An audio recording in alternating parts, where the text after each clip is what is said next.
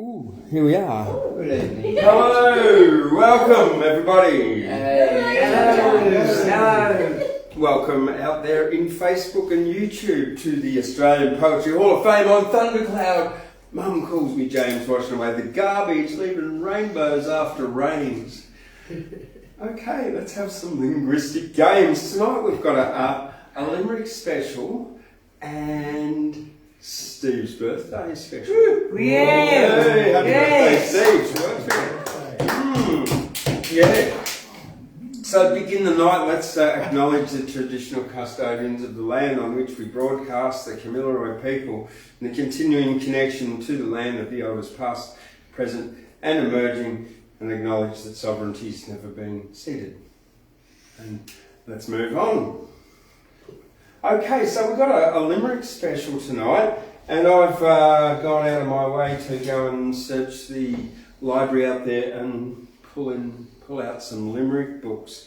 Australian or comic Australian verse, edited by Geoffrey Lehman. That's where I'm getting these ones out of. And it's an Angus and Robertson book here that I'm reading out of from 1972. So it's nearly as old as me. I'm 52 and it's 50, this book, yeah. Looks pretty new, eh? Good nick. Very good, Nick, yeah. They made good books then. Ah, yeah, definitely, yeah, 1972, the best. It was a good year. Oh, yeah, Penfold's book. Great. Yes. All right, well, these are the limericks of Shaw Nielsen. Now, limerick is a 5-line poem with the first 1 or 2 and 5 rhyming, and lines 3 and 4 rhyming, 3 and 4 being less syllables. So you'll get the gist of it as I read these out. These are by Shaw Nielsen. The Case of Adam. There was a young preacher named Campbell who said without any preamble there wasn't a fall. There was no drop at all. I think the historians ramble. Then the clerics who still had a calling declared this thing most appalling, but we'd better just say in a roundabout way that it was a symbolic falling. Whereupon an old party named Adam exclaimed to his wife, "My dear madam, they have made a great farce all along about us, but I think I may say that we've had 'em." The Case of Adam. All right. The next one, so these are like verse limericks, limerick verses, so a whole poem made up of limericks, yeah. The next one, what do we got? The honourable understanding ensures early rising. I think the title's longer than the limerick.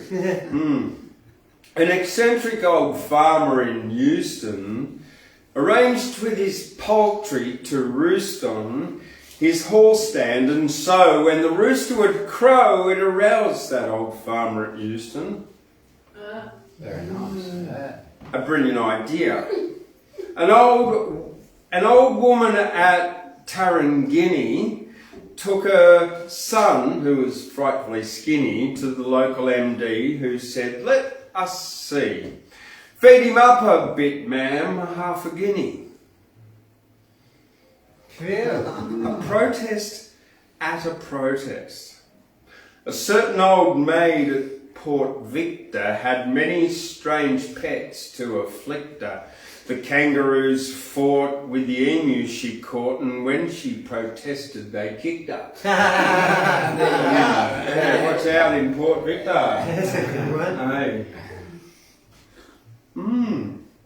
We got another Pacific Islander dance night, music night here on the 8th of July with the string band, Vanuatu string band, and the Solomon Island band coming once again. So, Inimitable. Yes. Yeah, maybe we can all get the flu again. Yeah. But Doug's still recovering, so we won't be hearing from Doug tonight. So everybody send out their love to Doug down there. Get better, Doug. Yeah, much love to Doug. he's thinking of us, and yeah. So we've got to keep him smiling. Extraordinary conduct of youthful parishioner. There was a young lady named Galt whose exuberance was her main fault. If she came to church late, she would shock the sedate by turning a swift somersault. See her doing that down the middle of the churchway. Yeah. Dressing the knickerbockers, maybe. Weekend intemperance. It's about getting pissed, is it? Weekend intemperance. Frank Nielsen and Sean Nielsen. Frank Nielsen and Sean Nielsen. There was a young lady named Dicker. She gave the glad eye to the vicar. She said, "My dear friend, let us have a weekend and both go away on the shika." All right, well that's the limericks out of the Comic Australian verse, and this other one that I've got here, robust, ribald, and rude verse in Australia, selected by and annotated by Bill Wannon, and this is Bill. Hey, Bill. This was also first published in 1972. Hey. Oh, what a year, Yes. Oh, well, that's a bit. Synchronicity. It's a big shout out from my sister because that was the year she was born. Yes. Yeah.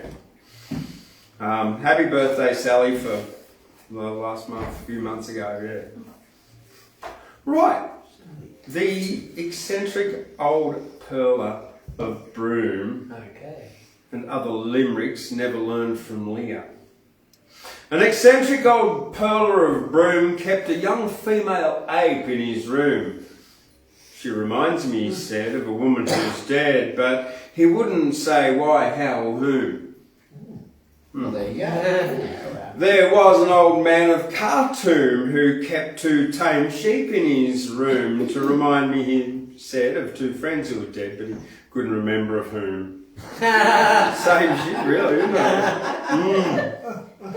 A sailor retired from the Gorgon met a sweet church musician, Miss Morgan, and they were wed there, and they were wed then and there, and folks heard her declare, "Now I'll play on my favourite organ."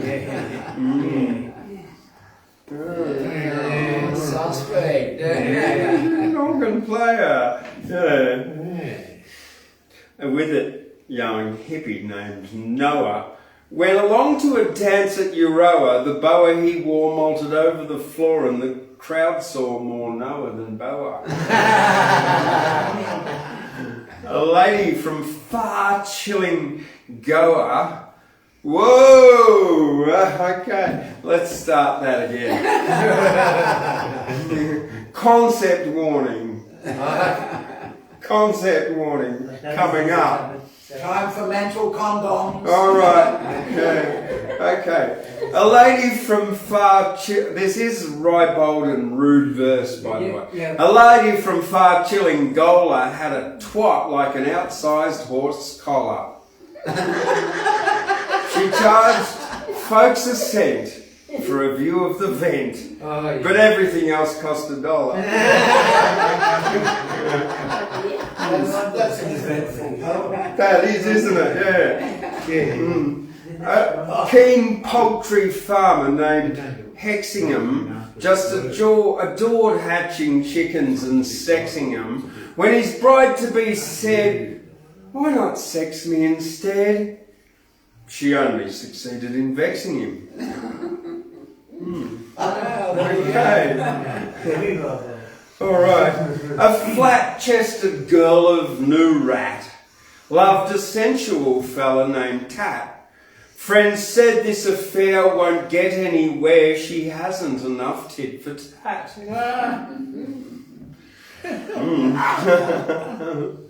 And well, the last one.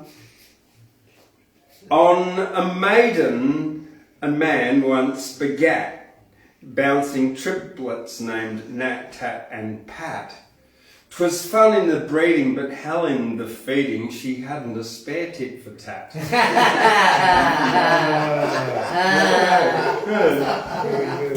All right. Okay. Yeah. Look, there's many more here. I'm just gonna call it a stop there, and I'm actually gonna invite our birthday boy up. All the way from man. He's been back and he's been here for a long time yet, and he'll be here a long time yet, man. Yeah. All the way from yet, man. Steve Wordsmith. Happy birthday. Thank you, James. Thank you, James. Thank you, James. It's always good to be here at the Australian Poetry Hall of Fame. And yeah, just stepping into this place, you know, when we come here in the celebration of poetry and poets of the past and poets of the future and poets of the present, it's always good. There was a young lady from Gyra who had a ghost that admired her. Well, its antics were many. And Minnie Bowen got 20. But the movie got lost in the dilemma. Okay. You think so? That was close to a limerick, wasn't it? Sure was, yes. Yeah, so that I think that has to put, that was my little piece for the limerick, right? Yes, cool. You know, Very so well done. yeah. I've had an interesting week, and one of the I'd just like to say hello to my Irish friends there, and a good friend called Damo. I got a call from Damo during the week, and the last time, when I met these lovely people, they were in the north coast of New South Wales, and they were actually living a beautiful life. And then the virus came out and they had to go back to Ireland. And at that time, and now young Damo's living on the street in Brisbane. And he rang me up the other day and he said, oh, I tell a bit of poetry. And he told me this poem. And I mean, it's a poem, if I can find it fairly straight away, that well, see, Damo now lives on the street, so he looks at things in a little bit different manner to what we see them. And he writes this interesting thing. I wrote this poem for you also, brother. It's called The Mighty Coin Dreamer Warrior. Our Lord Eric, devourer of the sun, you are the fastest of the protesters. And trees drink the piss made of diamonds from the cunt of your enemies. Eric, slash the chains of Saturn with your mighty beam of conscious Pancharis. So this guy has also got Tourette's, so and then he goes into one of his and that fuck all the dunks and the SLUKs. If you are fucking got Eric, fuck yes. The flowers of the land are bright because of you. Jesus wants special time for love. All people eat the flesh of pigeons and pigs that is provided by you, Lord. Give me thanks as all the people of the street no longer piss on the pockets. Thank you, Eric. Thank you, Eric.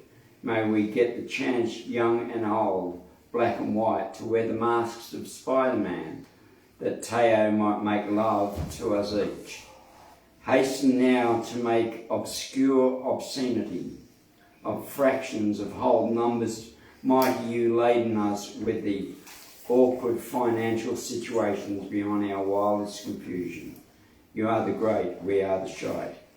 I'll kiss 10 chimney sweeps or sink a boat destination, pokies for our children. Eric, thank you for helping me to get my life back on track. You did this, you fucking deserve $300. Now, the logic of a statement like this by someone is not easy to grasp sometimes. But when we notice that, you know, we knew this person and they were quite sound and constructive, and then circumstances come into a place and it changes their mind into a confused state. And we wonder at times, you know, what is happening in this world of changing from our comfortable third dimension to our fifth dimensional state. And as we change and the world changes its population and such. I'm the young age tomorrow of 70,000 moments. That 70,000 moments, and when I say that is because every year has a multitude of moments, and if we dwell on the years and of the past and of the things of the past, we miss the moments that we have, and these moments are so important. And to me, it's an exciting time of being here because, you know, we can spend our lives dwelling on what's been taken away.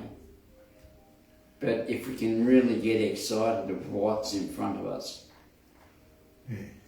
the magnificence of a beautiful new world with the right energies and the right way to live and the right intent, mindfulness. Living in a mindfulness manner. It's got to be the truth, and that is consciousness. Consciousness is being aware, and that is the truth. And that's living in a mindful way about the way we do things, the way we treat our people around us and the things around us. And in a joyous, happy way. Keep our frequencies high, our vibrations high, and you know, we're living in the time of the sixth sun, and this is a prophesied time when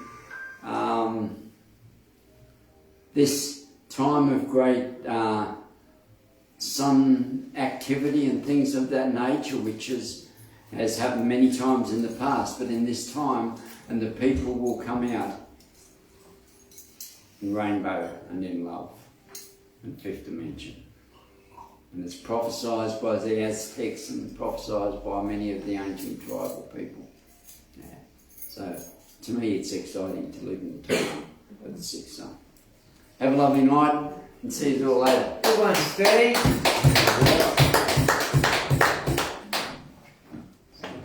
No worries. Steve and Damo, thank Damo. Yeah, for sure. Free stuff. Well, Yeah. to a fancy dress ball at Nathalia went a girl in the guise of a dahlia. Her petals fell off, causing women to scoff, but the men didn't think her a failure.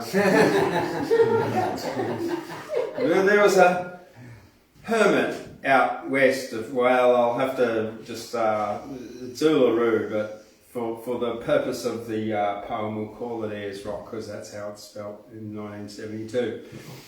A hermit out west of Ayers Rock was famed for the hue of his cock. People came in all weathers to see its blue feathers. It died of the root or a shock. You do that very well. Yeah. Very good. That's what my mum and dad used to say. Come on, show us your rooster impression, okay? I can do that. Yeah, I can do that. Broadway for sure. Okay. We don't talk tonight. There once was a lured Australasian whose actions were quite Rabelaisian. His deeds with his penis would have shocked even Venus and staggered the Emperor Vespasian. What's he doing? A lured Australasian, yeah. Oh dear.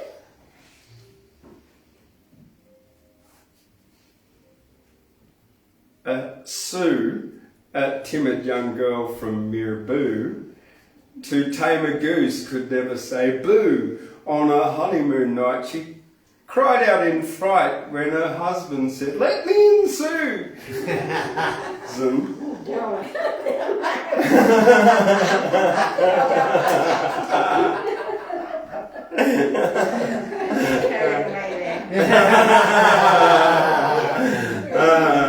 A young timid farm girl of Yea was too shy to pet in the hay. When a youth asked her out, she was silent with a doubt.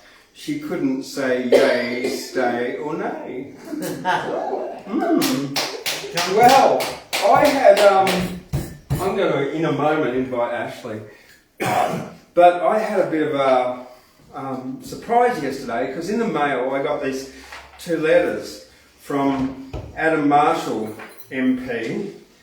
Dear James, please find enclosed a copy of the community recognition statement I had the pleasure of delivering in the New South Wales Legislative Assembly on the Thursday the 9th of June. It was a real honour to have the opportunity to share with my parliamentary colleagues details of the development of the Australian Poetry Hall of Fame in Guyra's historic Arcadia Theatre. Congratulations on your successful achievement. Yours sincerely, Adam Marshall. Bravo. Well, it's been 2 years and it's been 2 years of long, lots of work and trials and tribulations and all of that kind of stuff. All kinds of things have happened and here I still am, and thank you very much to everybody here, Gladys, Ashley, Steve, Susan, Larry, Vincent, everyone else who supports me over the time, all the market stall holders, all the acts that have come here, the daily customers. Nosferatu. That as well, yeah, Dracula. So the community recognition statement that was read out in the Legislative Assembly of New South Wales goes something like this. So I recognise James Warren, founder of the Australian Poetry Hall of Fame, located in Guyra's historic Arcadia Theatre, built in 1929. James continues to bring poetry events and readings to Guyra, most recently an Easter Sunday performance of The Piano Man. The Australian Poetry Hall of Fame offers more than performances. The Poetry Library houses a large collection of Australian poetry books, publications and unpublished works, giving recognition to Australian authors and unknown poets. Space is available for workshops. There's a bookstore, art supplies, stationery. It's available as a venue, and yes, I even have Tibetan breathing and yoga classes here. The Saturday Guyra Farmers and Craft Market gives exposure to local producers and artisans, and rounding out James's personal talents, the Seahorse Medicine Cafe showcases his knowledge and experience in nutrition, herbal healing and healthy lifestyles. Yeah, I know more than just pot and mushrooms, eh, Steve?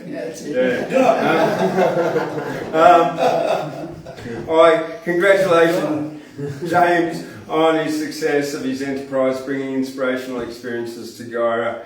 I commend James for providing an art centre through his ingenuity and perseverance, making Australian Poetry Hall of Fame a popular venue of unique entertainment and education for the village. Honourable Adam Marshall MP. Members of the Northern Tablelands.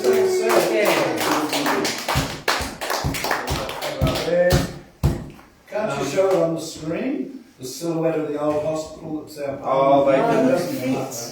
they can see the photo online that I've put up there. Oh, I want to go on Facebook there. So thank you everybody for your support. It's not just about me. It's about poets. It's about all the poetry. It's about preserving older poets. It's about nurturing new poets. It's about educating and giving back to the community in the biggest possible way that I could think of.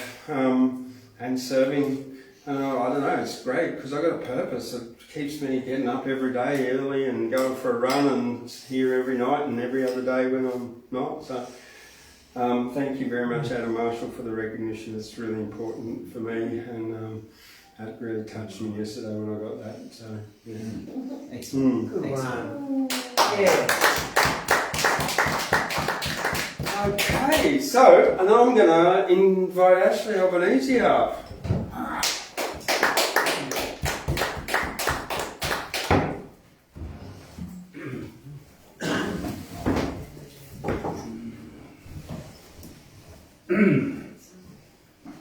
Yes, Mr. Marshall expressed himself well Thanks, Jane. and drew all the lines in the sketch. I know how difficult it is to get the flow of poetry poeting. 3 rulers. Definitely 3 rulers today. Hypothesis, implication, and parameters. The hypothesis is that if you have a temple for the word, something will be said. The implications are that the utterance might be of good quality, whether you're in the middle of Macquarie Street or on the frontiers of the granite.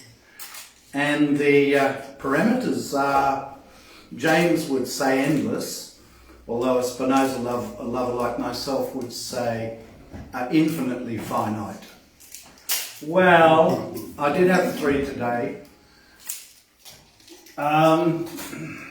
Just a quick story. Though it happened, I was on and in the middle of it is a flick of gold out of the dross. Although I don't think crossing Sydney Harbour Bridge on a long summer evening is a drossy experience. There was a woman seated next to me and we were coming up towards that turn-off on the northern side of the bridge, to the turn-off near Miller Street, as you turn around the cricket pitch.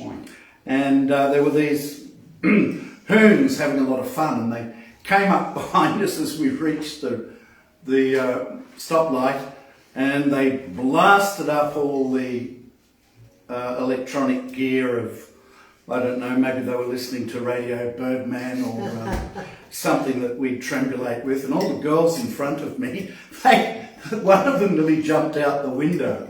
I kid you not, I've never forgotten it. She actually rose from a seat and nearly jumped out the window at these young hunks with their surging music bash. And the woman next to me, she wasn't so conscious of that, I don't think. So I said to her, she was chatty, it was a warm day, an evening, and sociability of Sydney can be there. And how has your day been? She said, oh, I've been at Glebe all day, all afternoon, sitting in a coffee shop. And I thought, oh, I bet it was my friend Moose's coffee shop just opposite Bad Manners. She said, yes, I was looking at a poem that the proprietor had written around the wall of the coffee shop. And I couldn't think, I often used to perform there with Poetry Club at Glebe, and I couldn't think of a poem that I could remember Musa to have written around the wall. But I knew it would be my poem, and I knew which poem it would be. So I looked at her and I said, were these the words? Blackbirds on black snow peak and peck. The nicked chink, that too is black. White snow on white snow, white birds on white snow, in stillness still. Black mind, white mind are wearing together. And she looked at me and she said, Yes, how did you know? End of story. But it actually, I do underline once again, that actually happened, and in a city of 4 million, it's a happening. And I said, once again to her, I looked into her eyes, I knew Musa would have picked that poem and put it around the wall. I never went to that cafe again and saw it on the lintel, however, strangely. But once again, these were the words, black birds on black snow peak and peck. The nicked chink that too is black. White birds on white snow in stillness still. This is black mind, white mind, a-wearing together. So what have I been reading? I would always give a plug to 2 stories in this marvellous collection that goes into the marrow and the quick of Australasia. One story I'm going to turn into a play pretty soon, I think, called Pioneers, is many of us think uniquely powerful, and the other one, North Wind, is, I will say, uniquely horrific, but they're both profoundly Australian pieces, and I recommend them to all and sundry, especially sundry. As the editor says here, North Wind is the longest and most grimly compelling, and Pioneers is an extraordinarily hard-edged poetic image of Australian womanhood in the vicissitudes, or on the vicissitudes of the frontier. I did a limerick. I'd forgotten we were going to have a limerick night because I've been a bit sleepy with the nadir of the day, yesterday on the 21st, the shortest day of the year. So here it is. There was a young girl from Limerick. She spent time in eccentric cinerdrink.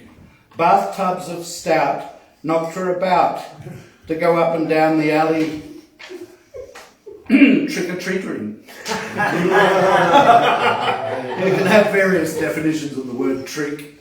Well, it's all a trick, a short trick or a long trick.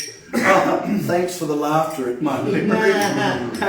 And unfortunately, there were too many girls from Limerick who had to hopefully bath in gallons of stout, wonderful drink that it is. I will sing a song. I sat in my room the other night and I looked through this book of James Reeves, The Modern Poet's World, and I thought, oh, bugger me, James Reeves, the guy who edited that marvellous anthology of poetry, where I read a couple of the Davies poems the other night. Next, the one about the people in the waiting room of the God, Dr. God, and I realised he put this together. So I thought, oh, one of these by my great love, Houseman, would make quite a natural song of it. We were kids and were at Mawulumba High School with marvellous Mr. Maiden, who sadly had to shoot people out of the sky in an RAF fighter during the war.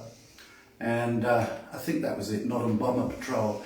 And he got us all to go home and learn Loveliest of Trees, the cherry now is hung with bloom along the bough, off by heart.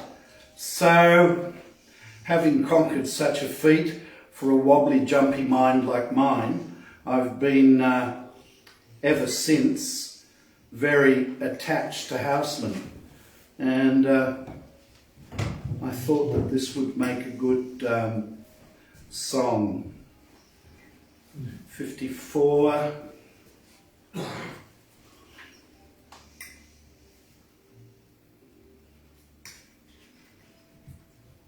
When first my way to fair I took, few pence in purse I had, and long I used to stand and look at things I could not buy. Now times are altered if I care, to buy a thing I can. The pence are his and here's the fare, but where's the lost young man? To think that 2 and 2 are 4, and neither 5 nor 3. The heart of man has long been sore, and long 'tis like to be, when first my way to fare I took. Few pence in purse had I, and long I used to stand and look at things I cannot buy. Well, that's Mr. Houseman's poetic mood. Yes, not bad for someone who loved to watch the boys on a rugby field. And I will sing one more tonight and then go off to the lookout up there and wait for the long sunset to send its late winter sharp silver light across the El Greco-like writhings of the close to alpine gums that you get on the ridges around Gyra. They have a svelte white marble writhing and rising that is quite inimitable, and the light at this time of year in the late sunset gives them a ghostly presence that both comes to you in perception and at the same time separates and goes away from your perception. That's why we like to live on the New England tableland. Anyway, one more song from Mr. Houseman. Fancy's Knell. When lads were home from labour at Abdon under Clee, a man would call his neighbour and both would send for me. And where the light in Lancers across the mead was laid, there to the dancers I fetched me flute and played. Ours were idle pleasures, yet all content were we, the young to wind the measures, the old to heed the air, and I to lift with playing from tree and tower and steep, the light delaying, oh, the flute, the sun to sleep. The youth toward his fancy would turn his brow of tan, and Tom would pair with Nancy, and Dick step off with Fan. The girl would lift her glances to his and both be mute, while went the dancers, oh, at evening to the flute. When Lockedge was umbered and bright was Upton Buff, and warm between them slumbered the Smurfers 'mid miles of turf, until from grass and clover the upshot beam would fade, and England over advanced the lofty shade. Oh, lofty shade advancers, I fetch my flute and play. Come lads and learn the dancers, and praise the time today. Tomorrow's more's the pity, away we both must hie, to air the ditty, and so to earth and I. Oh, when lads were home from labour at Abdon under Clee, a man would call his neighbour, and both would send for me. And where the lights in Lancers across the mead was laid, there to the dancers I fetched me flute and play. I have to go back to the wind instruments that I love and give a performance next year. I haven't played for many years, but I like to. Thank you. I had fun. Hope you did too. Absolutely. That was awesome. What a song! Wow! You had a busy. Don't say not me yourself. Sugar.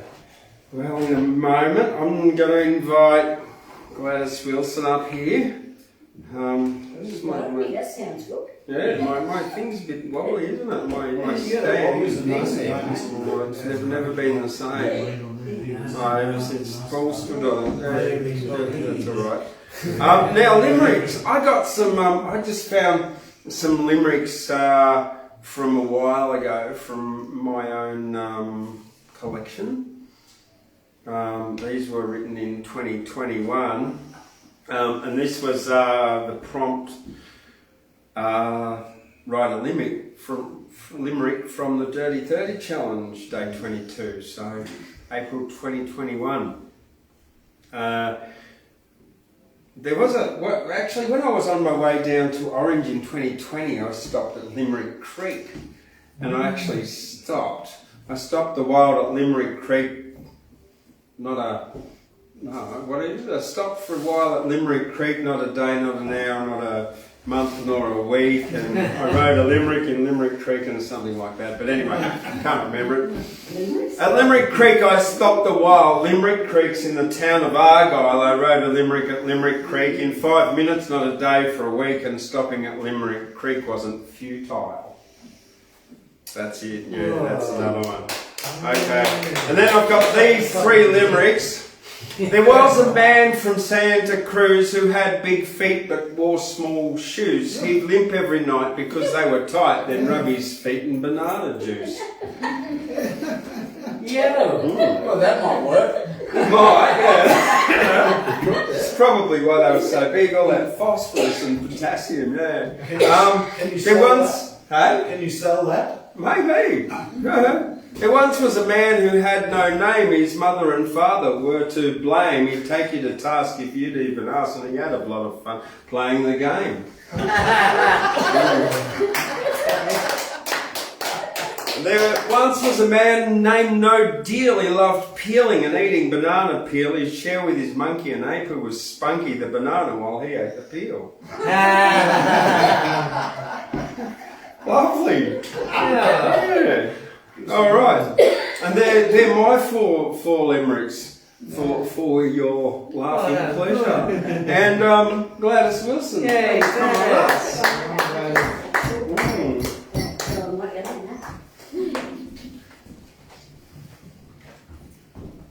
I'll just stand over here already. Hook it up. What a noise. Anyway, I've got a short one. Short one. Wow. There was an old woman who lived in a shoe. She had so many children, she didn't know what to do. Big shoe.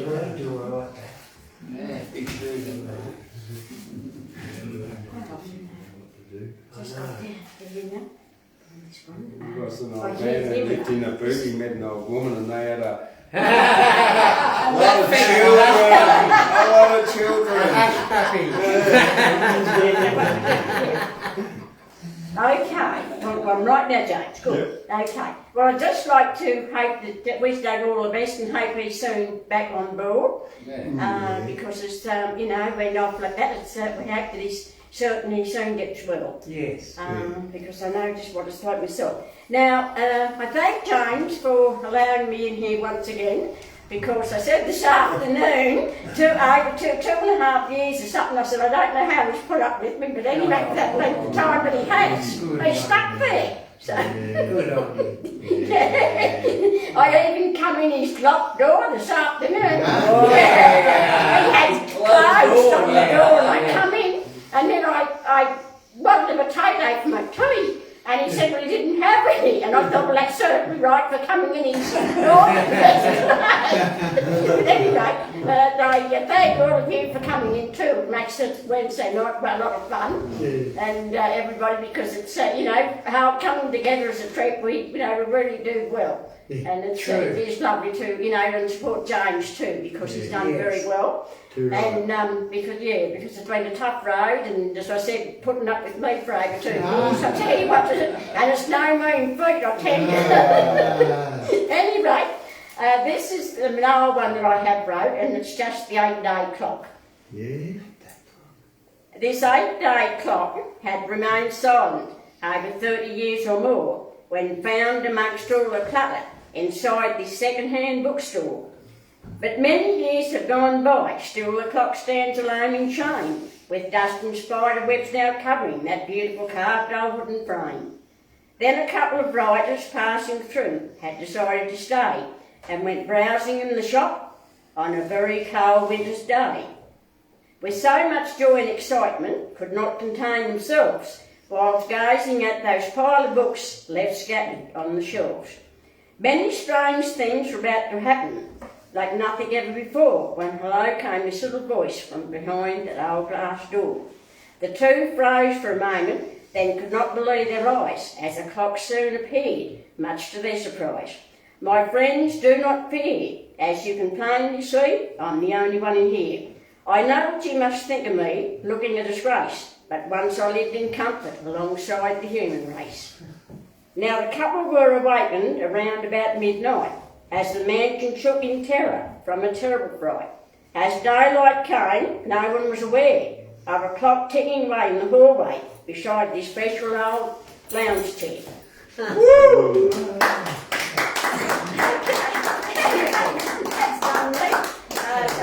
But I do have another one coming up. I've got a lot put down, and it's very much on the bush and the devastation that we have seen in our bushland from fires and droughts and things. So that's all coming up, and probably over the next few weeks, and that'll be with me. Cool. And then I might retire after that before I drive James insane. Oh, we won't applaud you when you retire. No. Oh, of course you will. Anyway, thank you guys. Tissues. All right. Thank you very much, I'll Gladys. let you get back over there. Now, I'll I just take my bag, believe 'cause I got all my in things a in there. very, very short moment, I'm going to invite Vincent up here, who's Oh, got a limerick wonderful. for us. Oh, good. This one, though, was written a couple of days ago. It's not a limerick. It's just says 5 verses to it. Each verse has 4 lines. The first 3 lines of each verse rhyme, and then the 4th line of every verse line rhymes. So strange, change, arrange, assange, arrange, etc.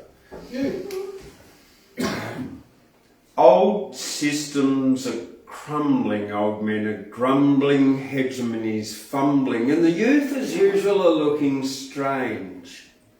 There's an economic rumbling, politicians are bumbling. I find it all humbling. The one certainty in life is constant change.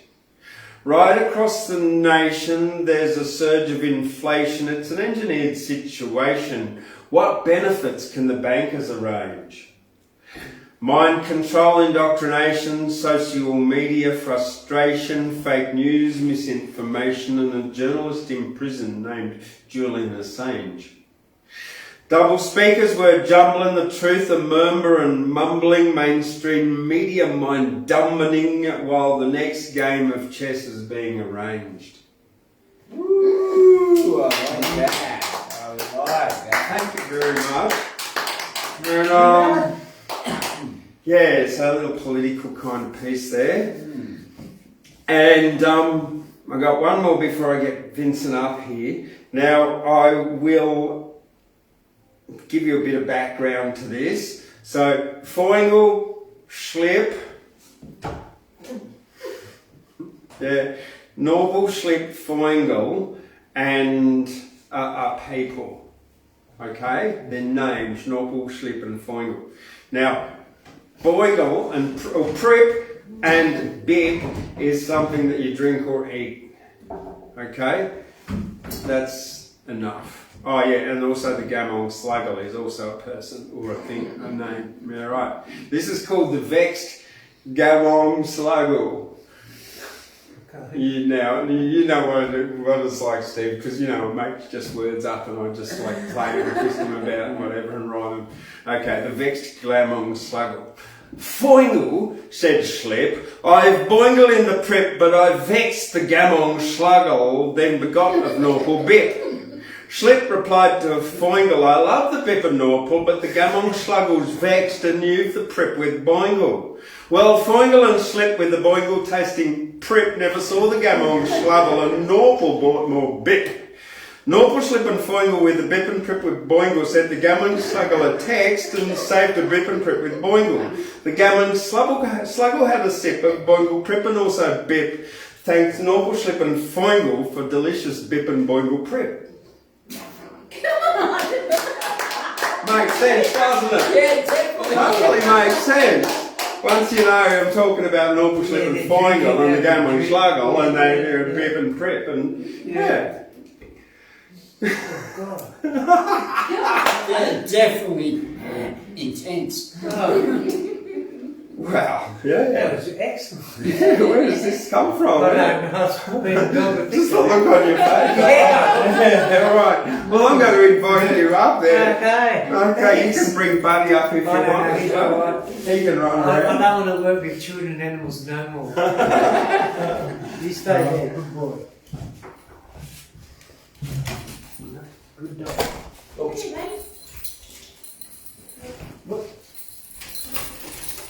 Right then, Charlie.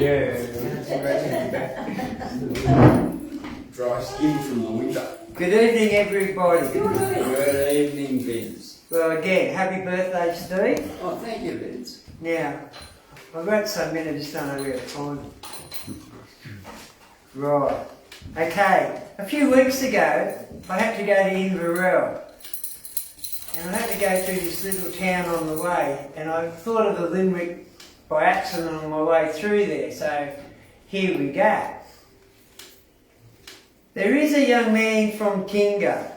He looks a lot like Malmeninga. Never played footy or anything like that, as he has a big gold ring on his wedding finger.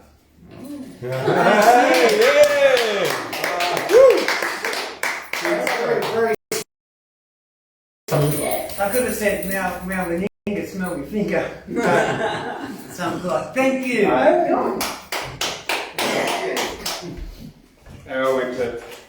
went to school with his brother.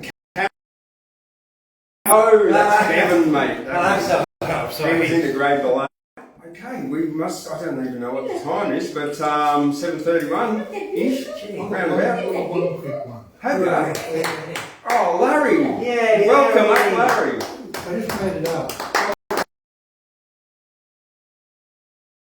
Got to be convinced.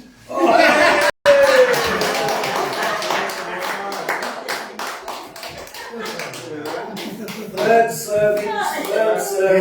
I'm bringing the toast. Hey. Put it on. Hey, well done. Thank you very much. Yeah. Off with two stories that I've written this week, so they're kind of, yeah. And I think I might start with the genie, of course, because I watched the first episode of I Dream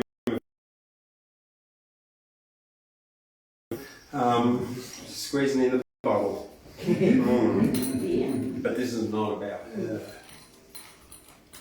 In a beer bottle, in a park, a genie was stuck, wondering how he'd get out of this muck, but our genie was built a home in the field and got milk from the goat.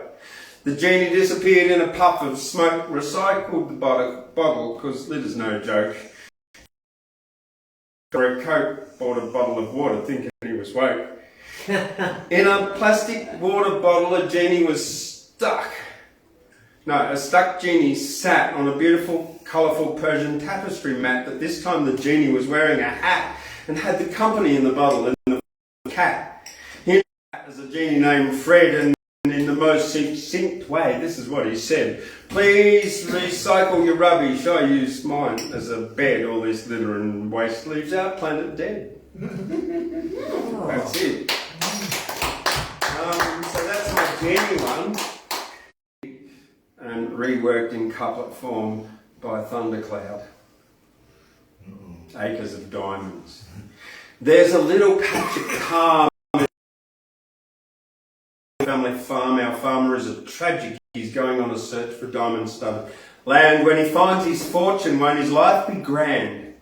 He's searching high and low. Will he ever find his treasure? One day will he know a life of wealth and pleasure, trotting up and down on the search street.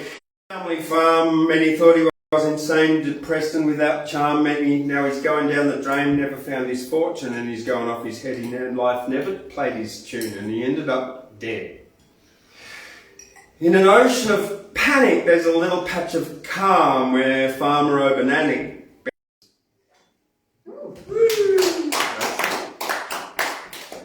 And thank you very much, everyone. Read that short poem. You went at the crack. Because it's a 6 hour season that reminds me of you. Well, I've just been request to finish off from Voices on Anthology of Poetry and Pictures, the first book edited by Jeffrey Summerfield, The Crack by Denise Levertov.